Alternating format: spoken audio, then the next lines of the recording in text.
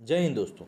आप देश में किसी भी धर्म की बात कर लीजिए, किसी भी इंसान की बात कर लीजिए, वो जिसको भी फॉलो करता होगा, अगर आप उसके सामने उसके जिसको वो मानता है, जिसकी वो पूजा करता है, जिसको वो पूजता है, उसकी अगर आप इंसल्ट करेंगे, बेइज्जती करेंगे या उसके बारे में बुरा भला कहेंगे, तो उस इंसान के मन में कहीं ना कहीं आपके लिए द्वेष भावना आ ही जाएगी कि भैया जिसको मैं पूछता हूँ उसके बारे में ये शख्स इतना बुरा भला क्यों बोल रहा है। अब किसको कितना बुरा लगता है, ये कई सारे पैमानों पे हमने देखा है कि हर एक धर्म के हिसाब से अलग अलग होता है। जैसे कि कई सारे धर्म हैं जो कि इस बात को ज़्यादा भाव नहीं देते, उनको लगता है भैया हमें करना क्या है, जिसको जो बोलना है बोले, हम अपनी श्रद्धा अपने पास रखते हैं, हमें जो करना है हम उस हिसाब से करेंगे बस।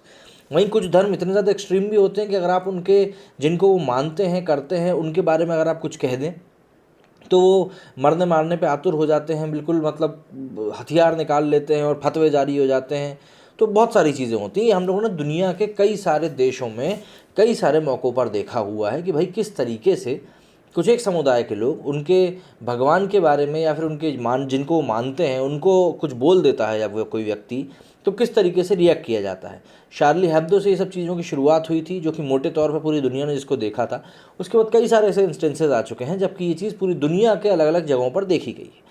अब पिछले महीने जो एक वाक़या हुआ था डासना मंदिर में, जहाँ पे कि एक बच्चे को मारा गया था, जिसमें कि बाद में पता चला था कि भाई वो कुछ अभद्र हरकतें कर रहा था वहाँ पर, और वहाँ पे लड़कियों को छेड़ने का भी मामला सामने आया। फिर उसके बाद यही पता चला कि उस मंदिर में कितनी बार डकैती हो चुकी है, और वहाँ पे जो हिंदू समाज है वो हिंदू समाज वहाँ पे बहुत ही कम है, मतलब अल्पसंख्यक में आता है, इसीलिए उनके साथ वहाँ पे इस तरह की चीज़ें करी जा रही हैं। ये सब चीज़ें सामने आने के बाद जब मीडिया ने एक अपना ही एक नैरेटिव चला दिया वहाँ पे और बच्चे को बहुत ही ज़्यादा उस तरीके से दिखाने लगे कि भैया ये तो ऐसा हुआ था वैसा हुआ था, उसके बाद जो वहाँ के महंत हैं यति नरसिंहानंद सरस्वती जी, वो सामने आए।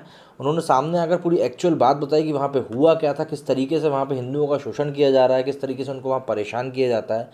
ये सारी चीज़ें आकर उन्होंने सिर्फ एक दो नहीं बल्कि हर एक मीडिया चैनल जितने भी उनके सामने आ रहे थे, उन्होंने उन सभी को वो चीज़ खुल के बताई, जाहिर तौर पर बताई। अब सीधी सी बात है, जब कोई इंसान इतनी खुलकर इतनी बात कहेगा तो जो सुनने वाले हैं, जो मानने वाले हैं, उनको थोड़ी बहुत परेशानी तो होगी। लेकिन नरसिंहानंद सरस्वती जी यही नहीं रुके, उन्होंने बढ़िया आगे चलकर कत्ता चिट्टा ही खोल के रख दिया। लेकिन बात जब होती है टॉलरेंस की, तो भैया कई ऐसे बड़े बड़े कलाकार थे जिन्होंने एक समय पहले की बात है अवार्ड वापसी कार्यक्रम भी चलाया था, और ये भी कहा था कि भाई इंडिया जो है बहुत ही असहिष्णु देश हो गया है, इनटॉलरेंट कंट्री हो गई है, और इसका ठीकरा फोड़ा गया था हिंदुत्व के ऊपर। लेकिन जब इस चीज़ में आप देखेंगे कि भैया कौन लोगों को परेशानी सबसे ज़्यादा हो रही है, तो आप देखेंगे कि वो किसी और को ही हो रही है।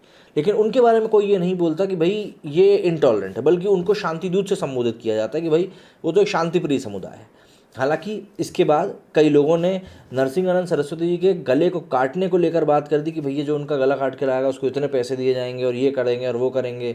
इसके बाद एक आम आदमी पार्टी के एक नेता हैं अमानतुल्लाह साहब, उन्होंने भी FIR डाल दी, लेकिन साथ में उन्होंने ट्वीट भी किया कि शरिया कानून होता तो हम तो ऐसा कर देते, वो तो है नहीं इसलिए ये कर रहे हैं। तो यहाँ पे एक मानसिकता दिखती है, एक सोच दिखती है कि सोच के साथ ये लोग मतलब अपनी थिंकिंग को डेवलप करते हैं और किस हद तक जाने के लिए तैयार रहते हैं इन चीज़ों में। लेकिन जो हमारे यहाँ के जो पढ़े लिखे बुद्धिजीवी लोग रहते हैं, लिबरल लोग रहते हैं, उन लोगों को इतनी कोई खास फ़र्क पड़ता नहीं है इन चीज़ों से, इन चीज़ों की तरफ वो ज़्यादा ध्यान देते भी नहीं है। जैसे बिहार में अभी एक SHO की भी जो उनके साथ हुआ, उसके बाद भी कोई ज़्यादा उसके बारे में कोई कुछ बोल नहीं रहा है, लिबरल गैंग में कोई कुछ बोल नहीं रहा है। वो तो इंतज़ार कर रहे होंगे कि अभी किसी शांतिप्रिय समुदाय के साथ कुछ हो तो फिर हम हल्ला गुल्ला करें, इस तरह की चीज़ें हैं। अब एक नई खबर सामने आ रही है वो ये कि बालाघाट में यति नरसिंहानंद ने पोस्टर लगाए गए, अब शब्दों का इस्तेमाल किया गया। इसके बाद 4 की गिरफ्तारी पर OSC जो हैं वो खासे भड़क गए हैं। अब इसको लेकर ट्विटर पे भी खासा एक वो लग गया है, क्या बोलते हैं, हुजूम लग गया है। उसके बारे में एक अलग वीडियो बनाएंगे। तो मध्य प्रदेश की बालाघाट पुलिस ने 9 अप्रैल को गाजियाबाद के डासना देवी मंदिर के महंत यति नरसिंहानंद सरस्वती के खिलाफ पोस्टर लगाने के आरोपित मतीन अजहरी, कसीम खान, सोहेब खान और रजा खान को गिरफ्तार कर लिया। इन चारों ने पैगंबर मोहम्मद पर कथित टिप्पणी करने के मामले में डासना देवी मंदिर के महंत के विरोध में बालाघाट के जामा मस्जिद रोड पर पोस्टर चिपकाए थे। अब इस मामले में इन लोगों को गिरफ्तार कर लिया गया है और कई सारी चीज़ें जो हैं अब सामने आना धीरे धीरे करके शुरू हो गई हैं। जैसे कि महंत का पोस्टर लगाने के मामले में VHP और बजरंग दल ने पुलिस में शिकायत दर्ज कराई थी। इसी के आधार पर चारों के खिलाफ IPC की धारा के तहत मुकदमा दर्ज किया गया। बता दें, इसके पहले यूपी के बरेली स्थित इस्लामिया ग्राउंड में जुमे की नमाज के बाद बड़ी संख्या में कट्टरपंथी इकट्ठे हुए थे और सभी ने नरसिंहानंद के खिलाफ कार्रवाई की मांग करी, उनका सिर कलम करने की भी मांग करी थी। मामले को लेकर बालाघाट बजरंग दल के जिला प्रभारी रामेश्वर राणा ने कहा कि वे अपने दोस्तों के साथ सब्जियां खरीदने के लिए बाजार गए थे। उन्होंने जामा मस्जिद के पास सड़क पर 4 लोगों को देखा जो डासना मंदिर के महंत के पोस्टर दीवार पर चिपकाकर उस पर जूते मार रहे थे। इसके अलावा वो गंदी गंदी गालियां भी दे रहे थे। वीएचपी के दुर्गेश शर्मा ने मीडिया से बात करते हुए कहा कि बालाघाट एक शांतिपूर्ण जिला रहा है, हालांकि कुछ लोग शांति को बाधित करने की कोशिश कर रहे हैं। आगे उन्होंने कहा कि कुछ असामाजिक तत्वों ने सड़क पर यति नरसिंहानंद सरस्वती के पोस्टर चिपकाए। उन्होंने पुजारी के खिलाफ अपशब्दों का इस्तेमाल किया, इससे हमारी धार्मिक भावनाओं को ठेस पहुंची है। दुर्गेश ने आगे कहा कि अगर वे किसी चीज़ के लिए अपना विरोध दर्ज कराना चाहते हैं तो वे ज्ञापन के माध्यम से कर सकते थे। इस तरह के कृत्य स्वीकार्य नहीं है, यही कारण है कि हमने उनके खिलाफ एफआईआर दर्ज कराई है। मतलब सही तरीके से ये लोग आगे बढ़ रहे हैं कि भाई एक जो प्रोटोकॉल होता है, एक तरीका होता है किसी भी चीज़ में कंप्लेंट दर्ज कराने का, हमने वो फॉलो किया। यहाँ पे इन लोगों का ये कहना है। कोतवाली पुलिस स्टेशन के इंस्पेक्टर मनशाराम रोमड़े ने आरोपितों के खिलाफ एफआईआर की पुष्टि करते हुए बताया कि चारों को गिरफ्तार कर लिया गया है। उन्होंने इसके बारे में अधिक जानकारी देने से इनकार करते हुए इसे सांप्रदायिक रूप से संवेदनशील मुद्दा करार दिया। एआईएमआईएम के 5 सदस्यों के एक प्रतिनिधि मंडल ने पुलिस को पत्र लिखकर 1 अप्रैल को प्रेस क्लब ऑफ इंडिया में अपनी टिप्पणी के लिए डासना पुजारी के खिलाफ कानूनी कार्रवाई करने का आग्रह किया था। एआईएमआईएम के जिला प्रभारी नजीम खान ने कहा कि पूरे मुस्लिम समुदाय की भावनाओं को आहत करने वालों के खिलाफ कार्रवाई करने के बजाय हमारे समुदाय के 4 सदस्यों को उनका पोस्टर लगाने के लिए गिरफ्तार किया गया है।